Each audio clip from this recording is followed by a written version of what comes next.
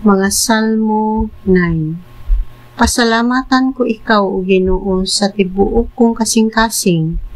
Isaysay ko ang tanang butang nga kahibulungan nga imong gibuhat. Tungod kanimo mag-awit ako nga malipayon. Awitan ko ikaw mga pagdaig, o Dios, nga labing gamhanan. Inigsibog sa akong mga kaaway, mga tumba sila, ug mga matay diha sa imong atubangan. Maghuhukom ka nga matarong, nga naglingkod sa imong trono, o gihukman mo ako nga dili sad-an. Imong gisilutan ang mga nasod, o gilaglag ang mga dautan, o dili na gayud sila mahinumduman. Napuo na gayud ang among mga kaaway, ang ilang mga syudad imong gipanglumpag, o wala na'y hanumdumanan nilang magpabilin. Apan ang Ginoo maghari hangtod sa kahangturan, andam na ang iyang turno alang sa paghukom.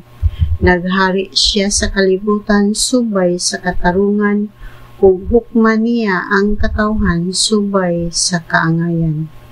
Ang Ginoo tigpanalipod sa mga linupigan, dalangpanan siya panahon sa kasamok.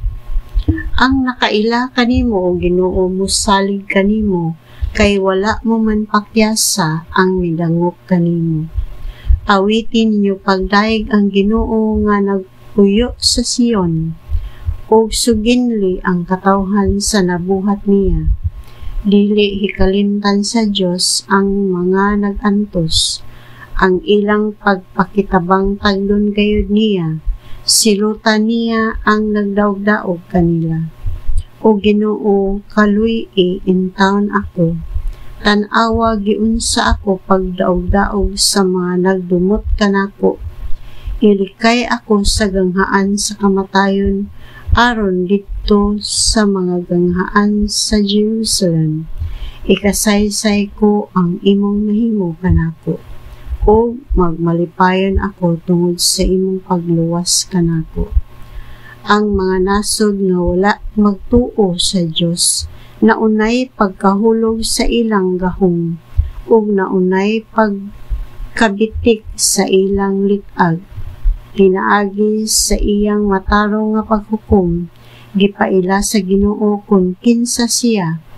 Ang mga dautan naunay pagkalitag sa ilang mga buhat. Kamatayon ang sangputan sa mga dautan, ug sa tanang nagsalikway sa Dios.